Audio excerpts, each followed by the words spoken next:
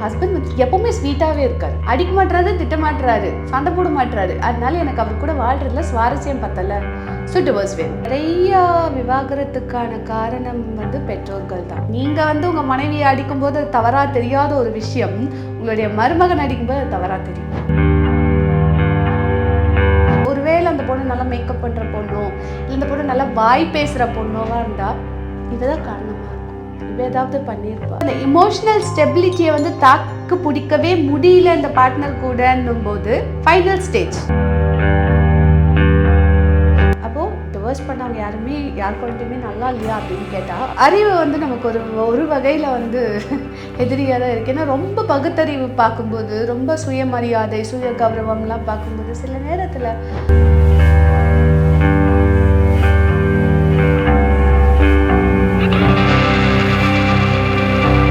Whistle TV நேயர்களுக்கு வணக்கம்.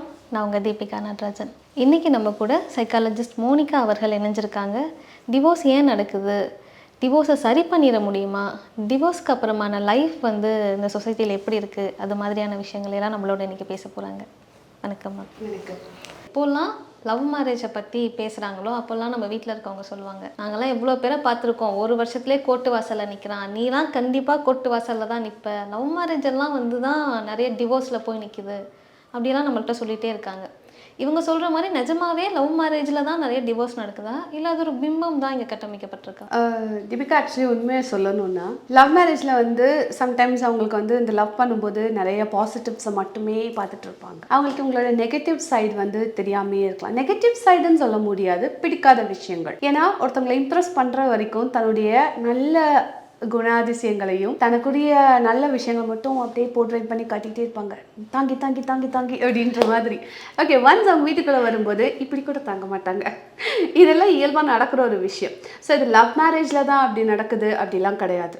Love மேரேஜாக இருந்தாலும் அரேஞ்ச் மேரேஜாக இருந்தாலும் ஒரு சரியான புரிதல் இல்லை, ஒரு ப்ராப்பர் கேர் வந்து மியூச்சுவலாக உங்களுக்கு கிடைக்க மாட்டேங்குதுன்னும் போது டெஃபினட்டாக அந்த இடத்துல வந்துட்டு டிவோர்ஸ் போகிறதுக்கான வாய்ப்புகள் அதிகம். ஸோ இந்த லவ் மேரேஜ் மட்டும்தான் அப்படிங்கிறது வந்து அது ஒரு பிம்பம், நம்மளாக கட்டமைக்கப்பட்ட ஒரு பிம்பம். ஏன் அது சொல்கிறாங்கன்னா, குறிப்பாக ஒரு சில கொஞ்ச நாள் முன்னாடியெல்லாம் வந்துட்டு இந்த பெத்தவங்க பேச்சை எதிர்த்து போகும்போது அவங்களுக்கு வந்துட்டு தனியாக, அதாவது ஃப்யூச்சரை பற்றி யோசிக்காமல் கிளம்பிடுவாங்க. அப்போது அவங்க சரியாக படிப்பு முடிச்சிருக்க மாட்டாங்க. அவங்களுக்கு அப்போ பொருளாதார இடையூறுகள் நிறையா இருக்கும். எக்கனாமிக்கலி ஒரு ஃபினான்ஷியலி ஸ்ட்ராங்காக இல்லாதப்போ அந்த இடத்துல கமிட்மெண்ட் எப்படி அவங்களுக்கு கிளியர் பண்ண முடியும்? அப்போ அந்த இடத்துல அவங்களுக்கு பிரச்சனை ஸ்டார்ட் ஆகுது. ஓகே, அப்போ லவ் மேரேஜில் வந்து டிவோர்ஸோட ஸ்டேட்டஸ் வந்து கொஞ்சம் அதிகமாக இருக்குது அப்படின்றதுக்கு இந்த மாதிரி சில ரீசன்ஸும் இருக்குது. ஆனால் அதில் லவ் மேரேஜ் மட்டும்தான் டிவோர்ஸ் வாங்குதுன்றது பிம்பம். ரொம்ப வருஷமாக நம்மளை ஏமாற்றிக்கிட்டு இருக்காங்க. நம்ம சின்ன வயசில் நானே பார்த்துருக்கேன், ஹஸ்பண்ட் அண்ட் ஒய்ஃப் வந்து பயங்கரமாக அடிச்சுக்குவாங்க. தடுக்கலாம் அப்படின்னு போனால் அந்த அம்மா நம்மள்ட்ட சண்டைக்கு வரும். இந்த தைரியத்தில் ஏன் புருஷன் சட்டையை நீ பிடிக்கிற, அவன் என்ன அடிப்பான் அப்படின்னு. இப்போது நான் வளர்ந்து என்னோட ஏஜ் குரூப்பில் இருக்கேன் ஃப்ரெண்ட்ஸ் பார்க்குறேன், ரொம்ப சின்ன விஷயம், தள்ளி பைசாவுக்கு பெறாத விஷயத்துக்கெல்லாம் டிவோர்ஸ் வாங்கிக்கலான்னு சொல்கிறாங்க. என்ன மனநிலை இது? தீபிகா, நீங்கள் பார்த்தீங்கன்னா இப்போ எல்லாருமே படிக்கிறாங்க. இப்போ படிப்புன்றது ஒரு அத்தியாவசியமான ஒரு விஷயமா ஆயிடுச்சு. அதோட இம்பார்ட்டன்ஸ் எல்லாத்துக்குமே தெரியுது. நல்லா படிக்கிறாங்க, சீக்கிரமாக அவங்க ஏர்ன் பண்ணுறாங்க.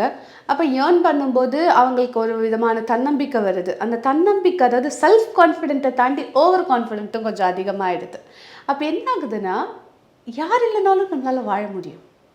நம்ம படிச்சிருக்கோம்ல, நம்மளால் வேலைக்கு போகிறோம்ல, நம்ம கை நிறைய சம்பாதிக்கிறோம்ல, சரி யார் இருந்தால் என்ன இல்லைனா என்ன அப்படின்ற ஒரு விதமான எண்ணங்கள் அவங்களுக்குள்ளே வரும்போது, ஸோ ஒரு பிரச்சனை வரும்போது அவங்க ஏற்றுக்கிறது இல்லை. இப்போது நீ எனக்கு வேணாம், இப்போ நீங்கள் 2 பேரும் ஒன்றா ஒரே இடத்துல வேலை பார்த்தாலே அதில் என்ன தோணுன்னா, ஒருத்தவங்களை விட இன்னொருத்தவங்க 100 ரூபாய் அதிகம் சம்பாரிச்சாங்கன்னா ஒரு வித அப்படின்னு இருப்பாங்க. இது இயல்பான ஒரு விஷயமாக மாறிப்போச்சு. ஸோ அப்போ சின்ன சின்ன விஷயங்கள் கூட அவங்களுக்கு ஃபேவராக இல்லை, அவங்களுக்கு ஆப்போசிட்டாக அது நடக்குதுன்னும் போது உடனே வேணாம், டிவோர்ஸ் பண்ணிக்கலாம் அப்படின்னு இருக்காங்க. பட் என்னை கேட்டிங்கன்னா அது முற்றிலும் தவறான ஒரு விஷயம்தான். ஒரு ரிலேஷன்ஷிப்பில் எடுத்த உடனே டிவோர்ஸ் அப்படின்றது வந்துட்டு அது வேண்டான்னு தான் தோணுது. நீங்கள் சொன்ன மாதிரி ஒன்றுத்துக்கும் பிரயோஜனம் இல்லாத விஷயத்துக்கெல்லாம் சண்டை. இப்போ ஒரு ரீசெண்டாக ஒரு நியூஸ் படிக்கிறோம், அதில் யூபியில் என்ன சொல்கிறாங்கன்னா, ஒரு டிவோர்ஸ் ரீசன் என்ன சொல்லியிருக்காங்கன்னா, என் ஹஸ்பண்ட் வந்து எப்போவுமே ஸ்வீட்டாகவே இருக்கார், அடிக்க மாட்டுறாரு, திட்ட மாட்டுறாரு, சண்டை போட மாட்டுறாரு, அதனால எனக்கு அவர் கூட வாழ்கிறதுல சுவாரஸ்யம் பத்தலை. ஸோ டிவோர்ஸ் வேணும். ஓகே, இப்போது நீங்கள் சொன்ன மாதிரி அந்த காலத்தில் வந்துட்டு எவ்வளோ அடிச்சுக்கிட்டாலும் பிடிச்சிக்கிட்டாலும் டாம் அண்ட் ஜெர்ரி மாதிரி இருப்பாங்க. அப்போ எதிர்க்கும்போது இவரை அவங்க விட்டு கொடுக்க மாட்டாங்க.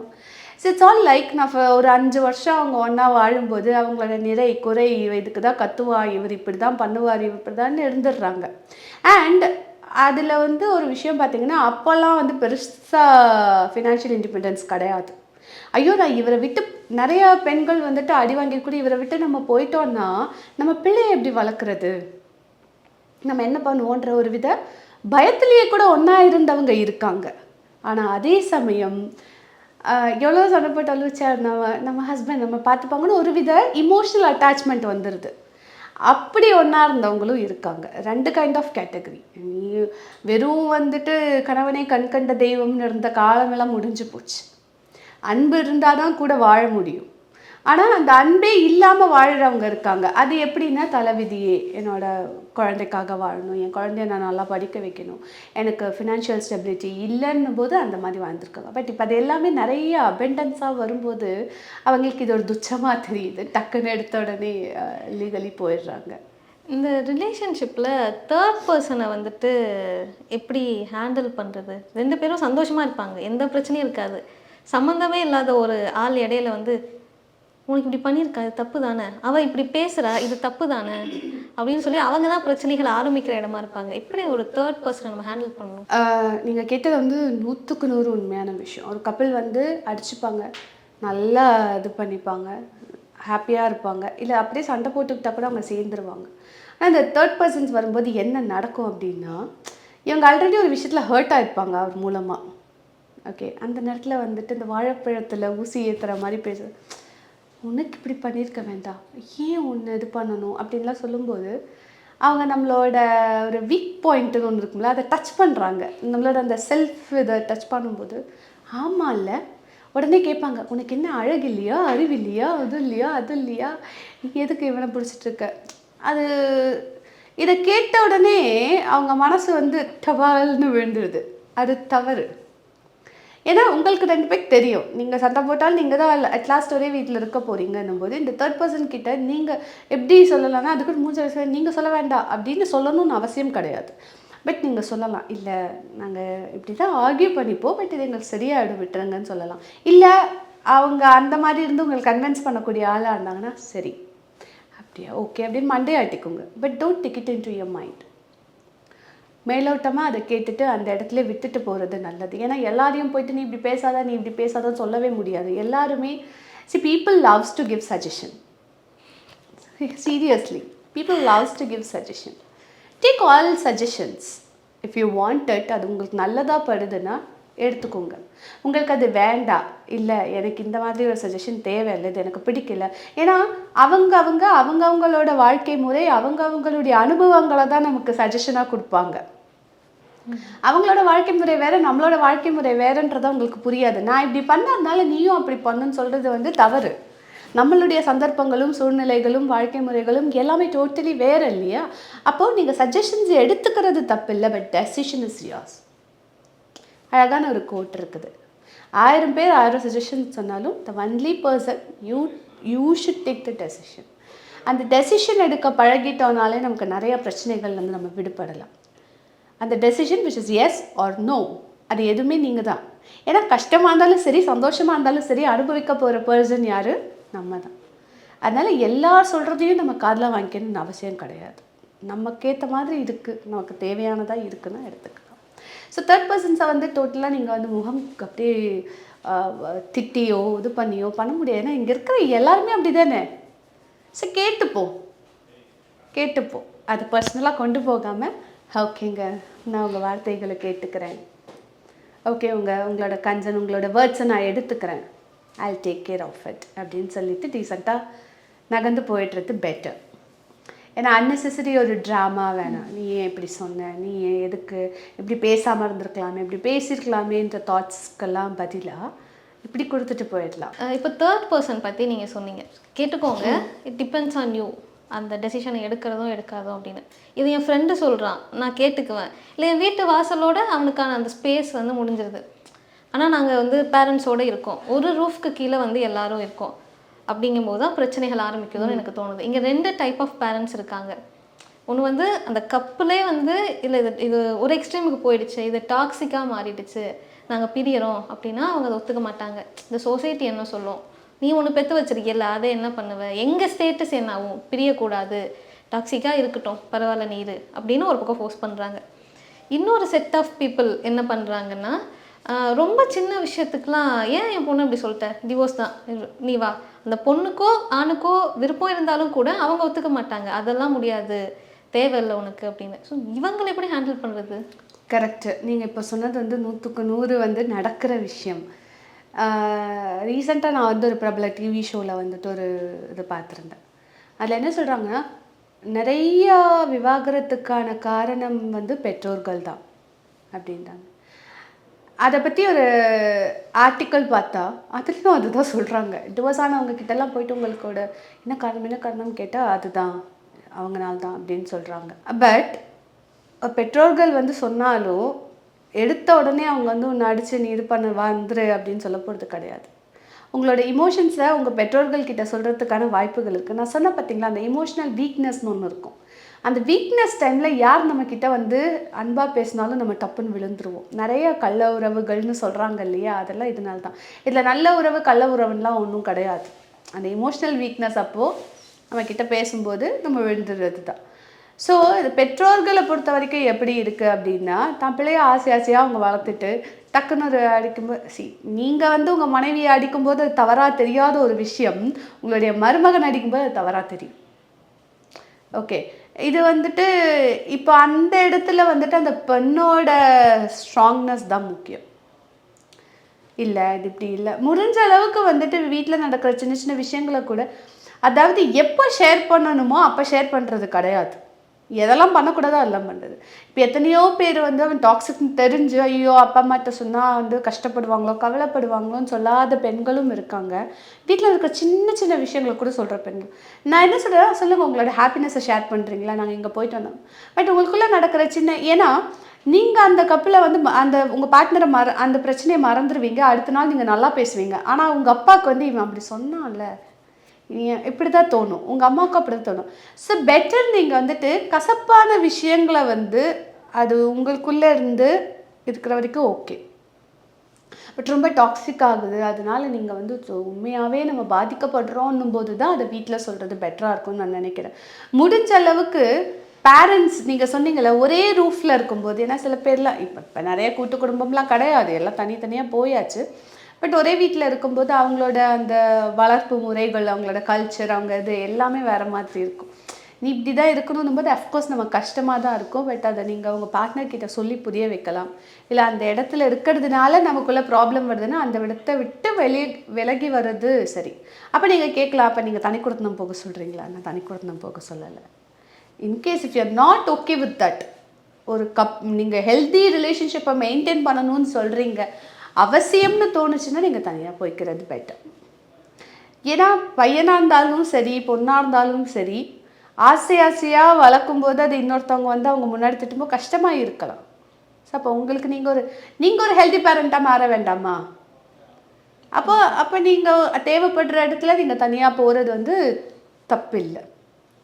பட் சில சமயங்களில் அந்த பெரியவங்க சொல்கிறத நல்லதுக்குன்னு உங்களுக்கு தோணுது, நிஜமாவே அது நல்லதுக்கு தான், என்னோட விதண்டாவாதத்தினால அது வேண்டான்னு சொல்கிறேன்னா அது தப்பு. ஏன்னா பெரியவங்க இருக்கும்போது நிறைய நல்ல விஷயங்கள் நமக்கு சொல்லி தருவாங்க. அதே சமயம் அவங்க பார்த்த சில இந்த மாதிரி விஷயங்களும் நமக்கு ஷேர் பண்ணுவாங்க. ஒன்றும் பண்ண முடியாது. முடிஞ்ச அளவுக்கு இந்த காதில் வாங்கி அது காதில் விட்டுடலாம், நல்லது ஆனால் எடுத்துக்கணும். அவங்க சொல்கிறதில்ல அது எதுக்கு வந்துட்டு இப்போ கல்யாணம் ஆன உடனே வந்து கொஞ்ச நாளில் நீங்கள் குழந்தை பெற்றுக்கோங்கன்னு சொல்கிறாங்கன்னா, சொன்ன மாதிரி எல்லா கப்பலுக்குமே ஒரு சில ஸ்டேஜில் ஒரு சலிப்பு வந்துடும். அந்த சலிப்பை தவிர்க்கும் போது ஒரு குழந்தை வரும்போது நமக்கு ஆட்டோமேட்டிக்காக அந்த குழந்தை மேலே இருக்கிறதுல திருப்பியும் அந்த பாண்டிங் வரும். அதுக்காக தான் குழந்தை பெற்றுக்கோங்க, ரொம்ப நாள் தள்ள வேண்டாம் அப்படின்லாம் சொல்கிறதெல்லாம் அதான் ரீசன். ஸோ நிறைய டிவர்ஸ் வந்துட்டு இந்த மாதிரியும் நடக்குது. பிளானிங்கில் போவாங்க, பேபி பிளானிங். அப்போ அவங்களுக்கு அது ரொம்ப அவங்களோட இது நீண்டு போகுது, அவங்களுக்குள்ள ஒரு பிரச்சனைகள் கசப்புகள் இதெல்லாம் வரும்போது டப்புன்னு எடுத்த உடனே ஓகே ஒரு டிவோர்ஸ் அப்படின்ற ஒரு ஸ்டேஜில் போயிடலாம். டிவோர்ஸ் பண்ணுறது வந்துட்டு ரொம்ப பேட் அப்படின்னு நான் சொல்ல மாட்டேன். பட் எடுத்த உடனே பண்ண வேண்டாம். எந்த ரிலேஷன்ஷிப் விச் இஸ் அப்சல்யூட்லி ரொம்ப கஷ்டப்படுத்தக்கூடிய ஒரு விஷயமா இருக்குது நிறைய பேருக்கு. இமோஷ்னலி டவுன் ஆயிடுவாங்க நிறைய விஷயங்கள். ஸோ தேர்ட் பர்சன் சொல்கிறாங்கன்னா நீங்கள் வெளியாளாக இருந்தால் நீங்கள் சொல்கிற மாதிரி இந்த அப்படி வந்துட்டு சஜஷன்ஸ் அண்டர் த ரூஃப்குள்ளே இருக்கும்போது அது எடுத்துக்கக்கூடிய விஷயமா இருந்தால் ப்ளீஸ் எடுங்க, பேசுங்க. இல்லை அது உங்களுக்கு பிடிக்கலன்னா முடிஞ்ச அளவுக்கு கொஞ்சம் மியூச்சுவல் ரெஸ்பெக்டோட அவங்கக்கிட்ட ஷேர் பண்ணுங்கள்.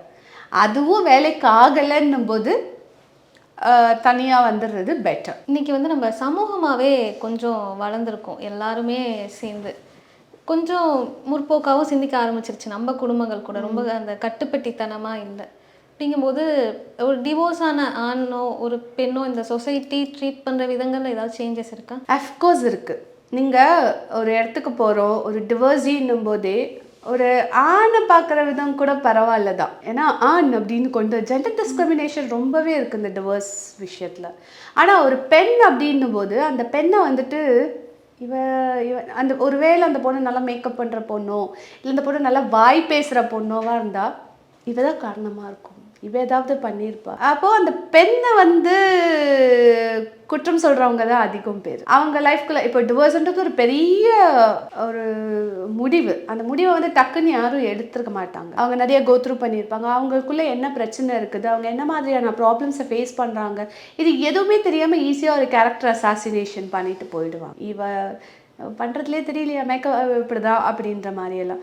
ஸோ நிறைய பெண்கள் வந்து டிவோர்ஸ்க்கு அப்புறம் கஷ்டப்படுறாங்க. பட் ஆண்களுக்கு வந்துட்டு அது பெரிய கஷ்டமாலாம் நாங்கள் பார்க்குறதில்ல. ஏன்னா ஒரு கவுன்சிலிங் வர்றதில் ஒரு 75% பெண்கள் வராங்க, டிவோர்ஸ் ஆன பெண்கள். அந்த அத்தனை பெண்களுமே வந்து அடுத்தவர்கள் பேசுகிறது, அந்த சொசைட்டி அவங்கள பார்க்குற விதத்தை நினச்சி ரொம்ப ஃபீல் பண்ணி தான் வந்து சொல்கிறாங்க. ஸோ நீங்கள் சொல்கிற மாதிரி சேஞ்சஸ் அப்படின்னா அந்த சொசைட்டியில் ஸோ இப்போ கொஞ்சம் பெட்டர்மெண்ட்டாக இருக்குது.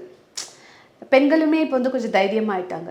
எஸ் நம்ம டிவோர்ஸே அப்படின்னு சொல்கிற விதம் மாறிடுச்சு. இதுக்கு முன்னாடி வந்துட்டு ஒரு டிவோர்ஸ்னு சொல்கிறதுக்கே கூச்சப்படுறவங்கலாம் இருக்காங்க. ஹஸ்பண்ட் ஃபாரின் போயிருக்காரு, ஹஸ்பண்ட் ஊருக்கு போயிருக்காரு அப்படின்னு சொல்கிற பெண்கள் இப்போவுமே நிறைய பேர் இருக்காங்க. பட் இந்த ஸ்டேஷன் நான் பார்க்கும்போது இப்போ ஓரளவுக்கு கொஞ்சம் போல்ட் ஆகிட்டாங்க. த ரீசன் வந்து எஜுகேஷன், ஃபினான்ஷியல் இண்டிபெண்டன்ஸ், இது நல்ல விஷயமும் இருக்குது. அதே சமயம் சில்லி விஷயங்களுக்கு டிவோர்ஸ் பண்ணுறவங்களுக்கு இது பேட்.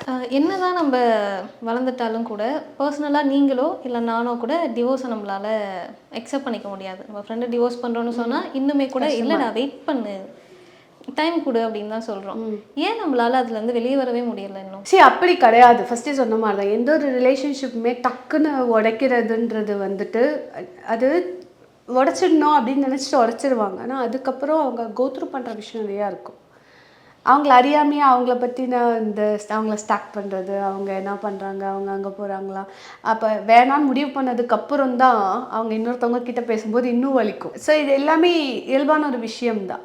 அப்போ ஏன் divorce time always heals anything அப்படின்னு தான் நம்ம சொல்கிறோம். ஏன் வேண்டான்னு உங்கள் கூட இருக்க ஃப்ரெண்ட்ஸ் சொல்கிறாங்களா? இப்போ நீங்கள் ஒரு வேளை ஒரு பயங்கரமான டொமஸ்டிக் வயலன்ஸில் இருக்கீங்க, உங்களை அடித்து துன்புறுத்துகிறாங்க, உங்களை வந்து காயப்படுத்தி இது பண்ணுறாங்க, இல்லை உங்களை வந்து இமோஷ்னலி வந்து உங்கள் கூட சில பேர்லாம் பார்த்திங்கன்னா நான் வந்து படிக்கும்போது எனக்கு கொடுத்த ஒரு ரிசர்ச் டாபிக்ஸில் என்ன வந்துச்சுன்னா, ஹஸ்பண்ட் அண்ட் ஒய்ஃப்குள்ளே சண்டை வர்றதுக்கு, டிவோர்ஸ் ஆகிறதுக்கு ஒரு மெயின் ரீசன் வந்து அவங்க ப்ராப்பர் செக்ஷுவல் இன்டிமசியில் இல்லாததும் அப்படின்ற மாதிரி. சரி, அதுவும் நீங்கள் பார்த்தீங்கன்னா சில பேர் ரொம்ப அடிச்சுக்கிட்டு இருந்தவங்கலாம் அவங்கக்கிட்டேயும் நம்ம வந்து டேட்டா கலெக்ட் பண்ணும்போதும், இன்னொருத்தவங்க வந்து ஒரு நார்மலாக டிவோர்ஸ் டேட்டா கலெக்ட் பண்ணும்போதும் அடிச்சுக்கிட்டு இருக்கிறவங்க வந்து பிரிய மாட்டேங்கிறாங்க அப்படின்னா அவங்களுக்குள்ள ஒரு ப்ராப்பர் செக்ஷுவல் இன்டிமசி நல்லா இருக்கிற கப்பிள் வந்து அவங்க நல்லா அந்த சின்ன வயசில் வந்து அவங்க நல்ல பாண்டிங்கில் அவங்களால ஈஸியாக பிரிய முடியாதான்.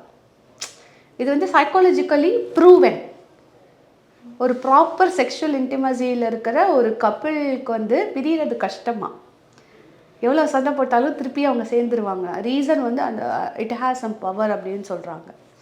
பட் இந்த ப்ராப்பர் இதே இல்லாமல் நிறைய பேர் இருக்காங்க இப்போ. ஏன்னா இப்போ இருக்கிற வாழ்க்கை முறை, ஃபுட்டு அதெல்லாம் பார்த்திங்கன்னா நிறைய ஆண்களுக்காக இருக்கட்டும் பெண்களுக்காக இருக்கட்டும் அந்த உணர்வுகள் வந்து கொஞ்சம் கம்மியாகும்போது அவங்களுக்குள்ள ப்ராப்பர் அந்த இது இருக்கிறதில்ல, இல்லை அடுத்த பார்ட்னர் மேலே ஈர்ப்பு இல்லாமல் இருக்கிறது, இதெல்லாம் கூட வந்து ஒரு க்ரியேட்டிவ் ஸ்டேஜில் போகும்போது ஸோ இந்த மாதிரி ஒரு விஷயங்கள்னால டிவோர்ஸ் வாங்குறாங்கன்னா அது வந்து ஈஸியாக வந்து சட்டத்தால் அக்செப்ட் பண்ண முடியுது.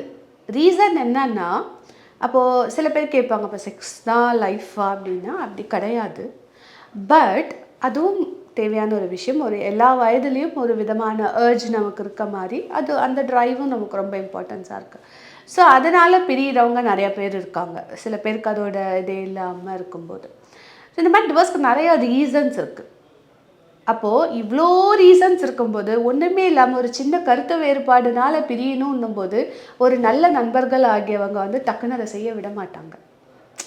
கொஞ்சம் டைம் கொடு, இது சரி பண்ணக்கூடியதாக இருந்தால் சரியாயிடும். முடியவே இல்லை, இவங்க கூட வாழவே முடியாது, இவங்க கூட வாழ்ந்தால் ஒன்று நான் வந்து நிறைய பேர் சொல்லுவாங்க, இவங்க கூட நான் இருந்துகிட்டே இருந்தேன்னா ஒன்று நான் வந்து இறந்து வருவேன், இல்லை பைத்தியமாயிடுவேன் அப்படின்னு.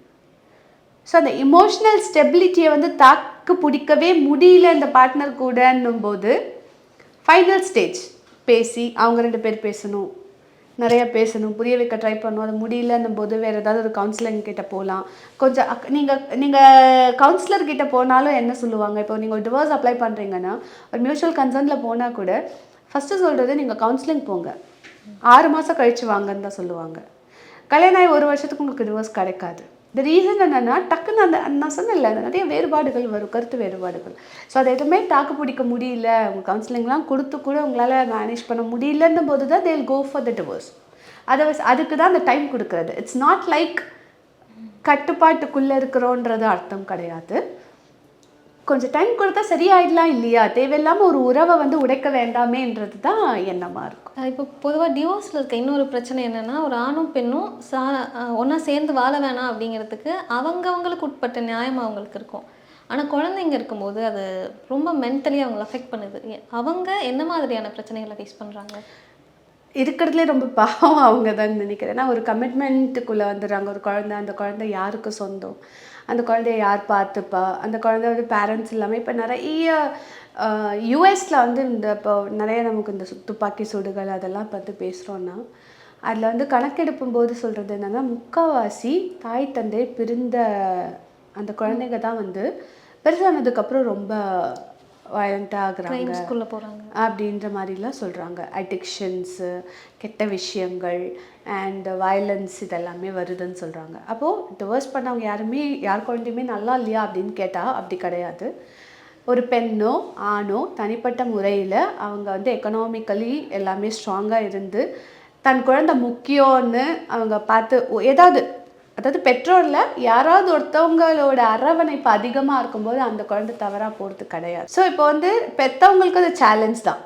இப்போ நம்ம சில மூவிலலாம் நீங்கள் பார்த்தீங்கன்னா சொல்லுவாங்க, இல்லை அப்பா அம்மா பிரிஞ்சுட்டாங்க, அவங்க ஒரு பக்கம் கல்யாணம் பண்ணிட்டு போயிட்டாங்க, இவங்க ஒரு பக்கம் கல்யாணம் பண்ணிட்டு போயிட்டாங்க, ஸோ ஐ எம் அலோன் அப்படின்னு சொல்கிறவங்களும் இருக்காங்க.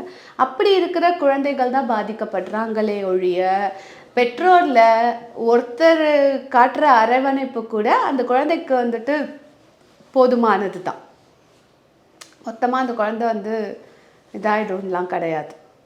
அஃப்கோர்ஸ் கன்சிடர் பண்ணலாம். ஏன்னா அந்த குழந்தை வந்து ஒரு ஸ்கூல் போகும்போது மற்ற குழந்தைங்க அப்பா கூட வரும்போது கஷ்டமாக இருக்கும்.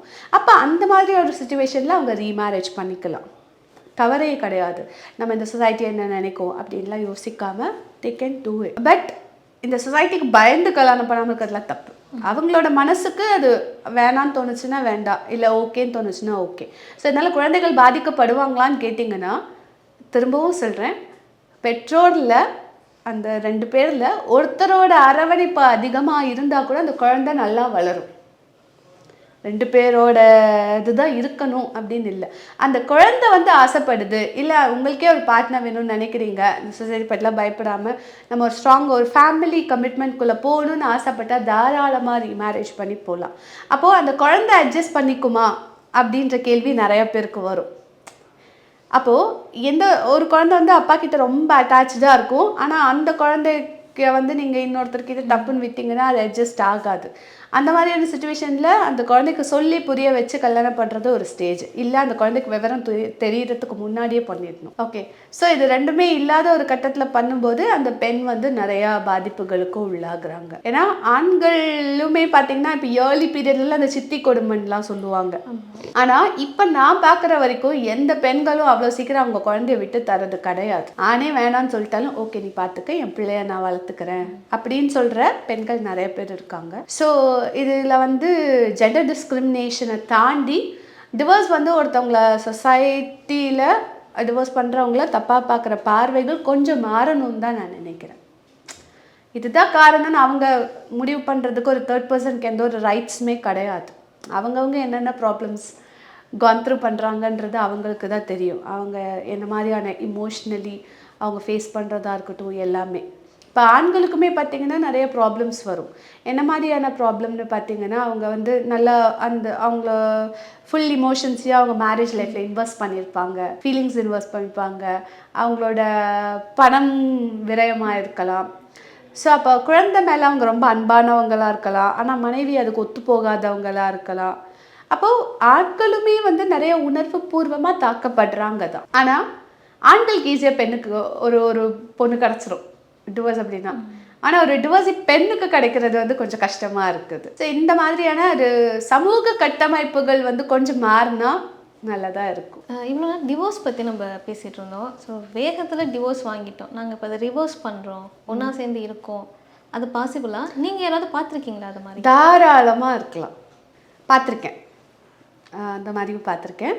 ஸோ லீகலி நீங்கள் வந்து கோர்ட்டில் போய் ஒரு டிவோர்ஸ் அப்ளை பண்ணி அந்த டிவோர்ஸ் நோ அப்படின்னு அவங்க சொன்னதுக்கப்புறம் கூட குழந்தைகளுக்காக சில பேர் சேர்றவங்களும் இருக்காங்க. அப்போ அந்த டிவோர்ஸ் ஒரு பொருட்டாக மதிக்காதவங்களும் இருப்பாங்க.